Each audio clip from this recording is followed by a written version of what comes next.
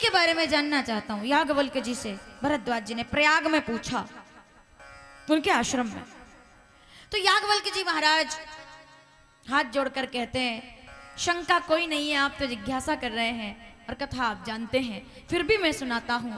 जैसे आप सोच रहे हैं राम कौन है, एक राम दशरथ के बेटा। पीछे तक बैठे लोग सावधान, अब जरा ध्यान से सुनिएगा। एक राम घर घर में लेटा, एक राम का जगत पसारा, एक राम है सबसे प्यारा, एक राम अवधेश कुमारा, जाकर चरित विदित संसारा। राम कौन है? आहा क्या बात है। राम कौन है? राम कवन पूछो, कौन से राम जी को प्रणाम करें? जनक जैसे विदेह ज्ञानी, जैसे प्रबुद्ध गुरु को अपने जीवन का द्योतक मानने वाले या ज्ञान बढ़ाने वाले, सदगुरु के स्वरूप में स्वीकार करने वाले जनक के राम को प्रणाम करें या अनपढ़ केवट के राम को प्रणाम करें? दोनों राम एक ही है, पर एक जनक के राम है और एक केवट के राम है। समझ में आ रही है बात?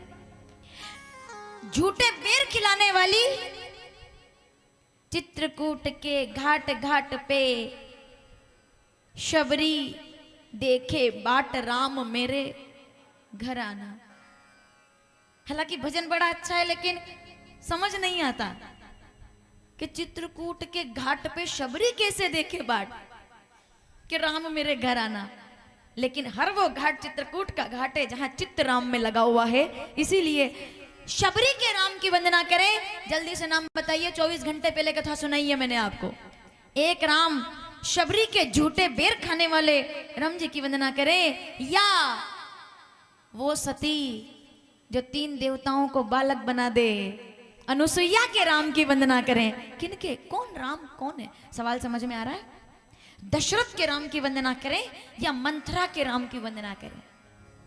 मंथरा को भी राम जी प्रेम से देखते हैं, मतलब जो प्रेम रखता है उसके भी राम और जो द्वेष रखता है उसके भी राम। कौन राम की वंदना करे? भरत जैसे भाई के प्रेम को स्वीकार करने वाले राम जी की वंदना करे, या फिर चुपके से, जल्दी नाम याद कीजिए, भाई भाई का प्रेम राम और भरत जैसा एक तरफ, और दूसरी तरफ एक भाई के गले में डाल दी माला और उसके हाथ में दे दिया भाला, सामने खड़ा है उसके जैसा जुड़वा भाई।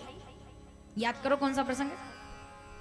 एक तरफ भाई भाई का प्रेम ऐसा, भरत के प्रेमी राम जी की वंदना करें या बाली का वध करने वाले राम जी की वंदना करें? उधर भी तो भाई है, 2 भाई एक साथ खड़े पर एक दूसरे के खिलाफ खड़े, कौन से राम जी की वंदना करें? राम तो वही है ना, राम तो वही है। तो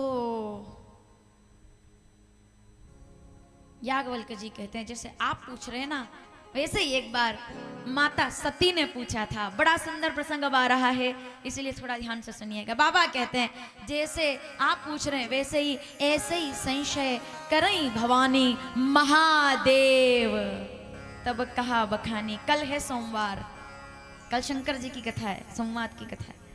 महादेव तब कहा बखानी, राम कौन है? क्यों सती जी ने क्यों पूछा? तो फिर सुनो क्या लिखा है गोस्वामी जी ने, सुनिएगा चौपाई के साथ। यहां से राम कथा प्रारंभ होती है संवाद की। एक बार त्रेता युग माही, शंभू गए कुंभज ऋषि पाही। एक बार भोलेनाथ अपने कैलाश से उतरकर कुंभज ऋषि अगस्त मुनि के आश्रम में आए हैं। जरा मेरी कथा को पूरे भाव से सुनिएगा और अगला शब्द लिखिएगा मैं क्या बोल रही हूं। शंकर जी कथा सुनने कुंभज ऋषि के पास आए हैं, वो कथा का सागर है, कुंभज ऋषि कथा की गागर है।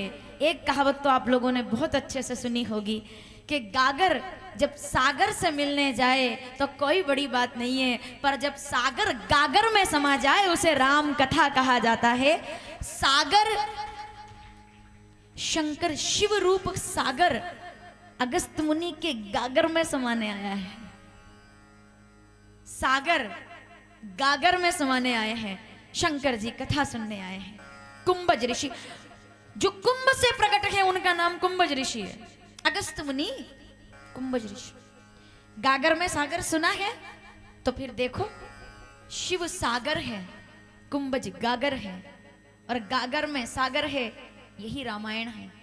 उतर कर के आए, चाहते तो बुलवा लेते कि मुझे कथा सुनाओ, तो पूछा किसी ने क्या, जो साथ आई है उन्होंने पूछा, अर्धांगिनी ने। बोले हमको उतर कर आने की क्या जरूरत थी? सुन रहे हैं ना आप लोग? हमको उतर कर आने की क्या जरूरत थी, इनको बुलवा लेते, सती जी ने कहा। तो शंकर जी कहते हैं हम इसलिए उतर कर आए हैं क्योंकि जिनकी कथा है ना, वो भी साकेत से उतर करके अयोध्या में आए हैं, इसलिए हम उनकी कथा सुनने के लिए आश्रम में आए हैं। जब राम उतर करके धरती पर आ सकते हैं, तो क्या मैं उनकी कथा सुनने उतरने के लिए धरती पर नहीं आ सकता? मैं कथा सुनने आया। राम भी तो उतरे हैं, और जो श्रेष्ठ है वो सदा उतरता है भाई, विनम्रता से। सा विद्या या विमुक्त, ये सा विद्या या विमुक्त, ये जो अभिमान से मुक्त करे वही विद्या है, वही ज्ञान है, जो अभिमान को त्याग दे। तो शंकर जी आए हैं, लेकिन अकेले नहीं, साथ में कौन आई है? जगदम्बा आई है। दोनों हाथ जोड़िए। जगदम्बा आई है। या देवी सर्वभूतेषु शक्ति रूपेण संस्थिता नमस्तस्यै संग सती जग जननी भवानी। अब जो राम कथा के प्रेमी लोग हैं जरा सुनिए, शंकर जी आए तो क्या कहा? एक बार त्रेता युग माही शंभु, बात खत्म। कि वो भस्मांगरागाय त्रिलोचनाय नित्याय शुद्धाय दिगंबराय कुछ भी नहीं बोला, केवल शंभु। लेकिन सती जी उपाधियों के साथ आई है, उपाधियों के साथ। संग सती जग जननी भवानी। शंकर जी को उपाधि क्यों नहीं दी? तो शंकर जी कहते हैं उपाधियां व्याधियों को लेकर के आती है। उपाधि से, इससे अच्छा बोलने के लिए मेरे पास कुछ नहीं है। माता सती उपाधि से व्याधि लेकर जाएंगी, व्याधि लेकर जाएंगी ना, भस्म हो जाएंगी आगे जाकर के। सती जी उपाधि से व्याधि लेकर जाएंगी, शंकर जी कथा से उपाधि नहीं समाधि लेकर के जाएंगे, बैठ जाएंगे हजारों वर्ष तक। उपाधि व्याधि लाती है, समाधि राम से मिलाती है। उपाधि नहीं चाहिए, समाधि चाहिए। उपाधि बांध देती है भाई, उपाधि। हम लोग थोड़ा कुछ करते हैं, हमको उपाधियां मिल जाती है, संत, महंत, मंडलेश्वर, महामंडलेश्वर। उपाधियां हैं ये, उपाधियां हैं। अगर ढंग से उपयोग ना करो तो व्याधियां हैं ये, अगर ढंग से ना मानो तो व्याधियां हैं ये, अगर इसका सदुपयोग ना करो तो व्याधियां हैं ये।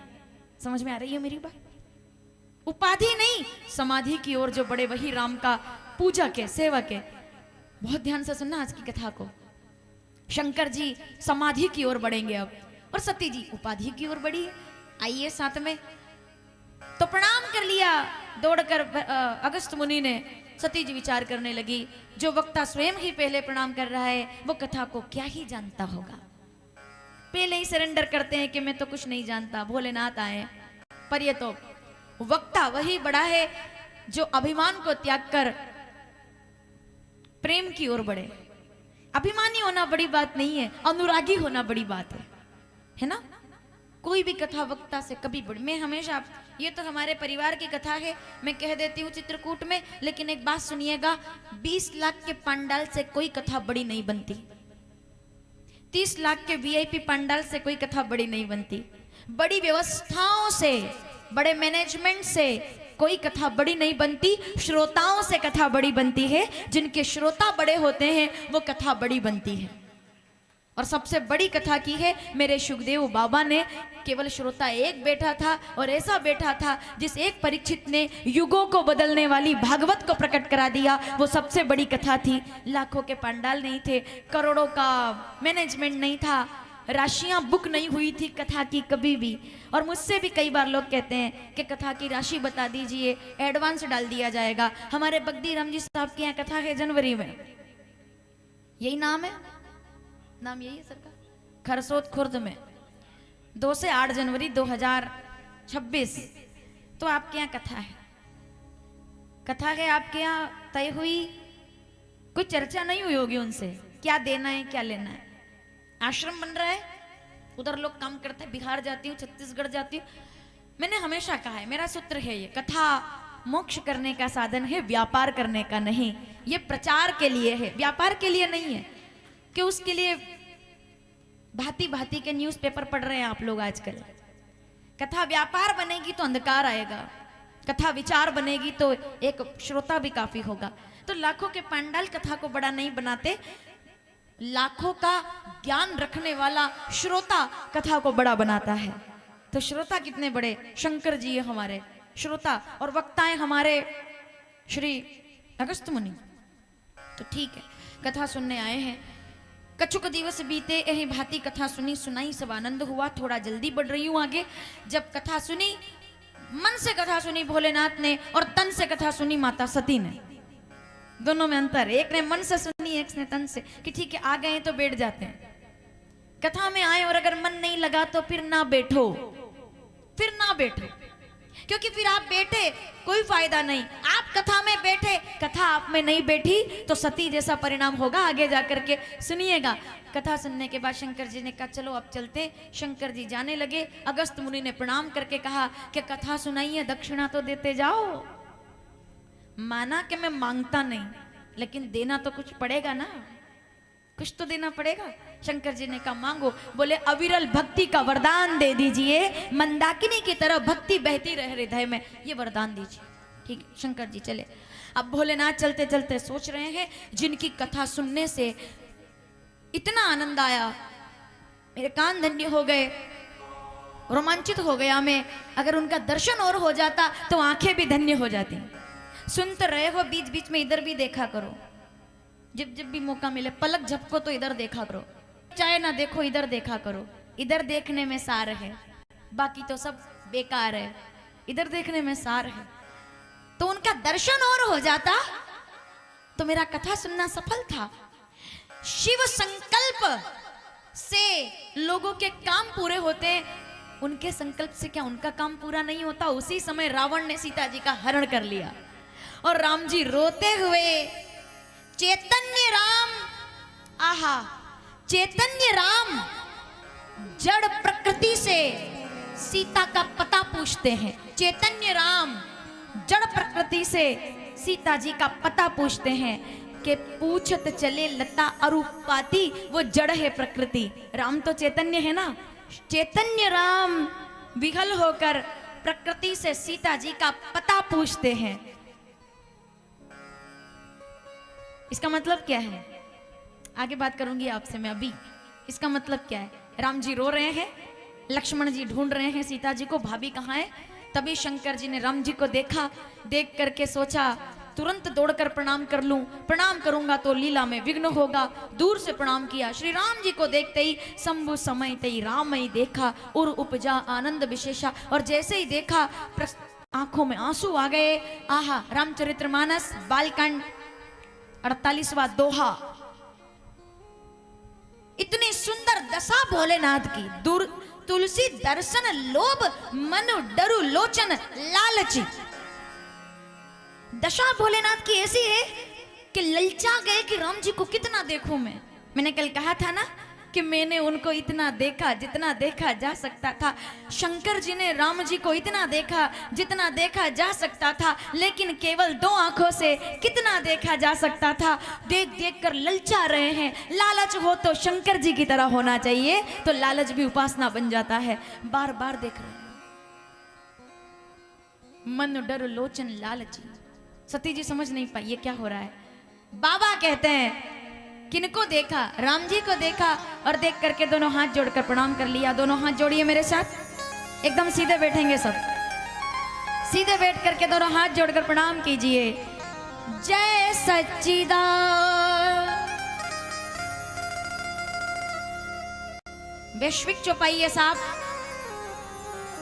जो खुद रो रहे हैं, उनको देखकर शंकर जी हंस के कहते हैं गजब का नाटक करते हो। वो कौन है? सदैव आनंद में रहने वाले जय सच्चिदानंद जग पावन। इस चौपाई में सार समझिए। वो रो रहे हैं और शंकर जी कह रहे मुझे सब पता है, अभिनय चल रहा है। जय सच्चिदानंद जग पावन, अस कहीं चले मनोज। कामदेव को भस्म करने वाले मोहित हो गए।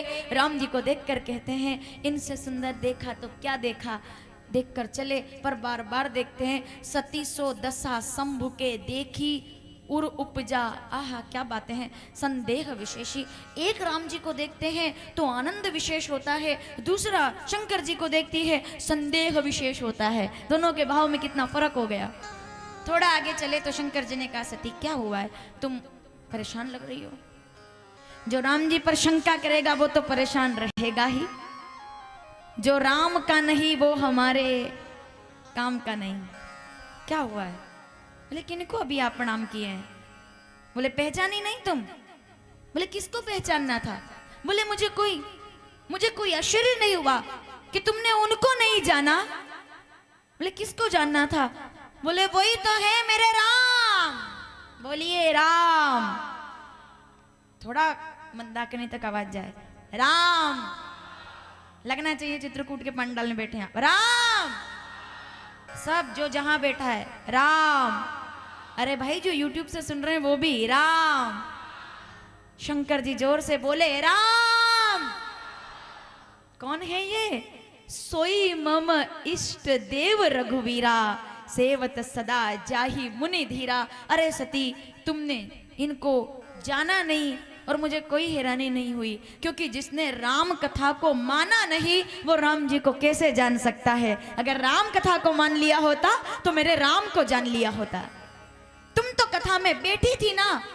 बोले हाँ मैं बैठी थी, फिर क्यों नहीं जान पा रही? शंकर जी कहते हैं मैं बताता हूं, क्योंकि तुम तो कथा में बैठी थी पर कथा तुम में नहीं बैठी थी।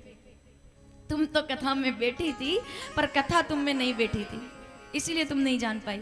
यही तो है राम। दोनों हाथ जोड़िए फिर से और वंदना कीजिए मेरे साथ। मुनि धीर योगी सिद्ध संतत विमल मन जहि ध्यावहि, कही नेति निगम पुराण आगम जासु कीरति गावहि। सोई राम व्यापक, ये ऐसा होना चाहिए श्रोता। सोई राम व्यापक ब्रह्म भुवन निकाय पति माया धनी, अवतरे हूं अपने भगत हिज निज तंत्र नित रघुकुल मणि। वही तो है मेरे राम। सती जी कहती है पूरी दुनिया जिनको प्रणाम करती है वो पत्नी के लिए रो रहे हैं। पूरी दुनिया जिनको प्रणाम करती है वो पत्नी के लिए रो रहे हैं। शंकर जी कहते हैं नहीं, पत्नी के लिए नहीं रो रहे। फिर क्यों रो रहे हैं? आहा क्या बात है। कृष तन सिर सुंदर वेनी। ये चौपाई मुझे बड़ी अच्छी लगती है। रामचरितमानस सुंदरकांड 7वां दोहा 4थी चौपाई। कृष तन सिर जटा इक वेनी, जपई सदा रघुपति गुण श्रेणी। किसके लिए रो रहे हैं? पत्नी के लिए नहीं रो रहे, वो सीता के लिए रो रहे हैं जो अशोक वाटिका में बैठकर कृष शरीर हो गया दुबला, लेकिन फिर भी राम राम राम जप रही है। तो राम जी यहाँ सीता सीता जप करके कर्जा उतार रहे हैं। जो मेरा नाम लेता है मैं उसका नाम लेता हूँ, जो चित्रकूट में मेरे धाम में मेरा नाम लेता है मैं 7 दिन तक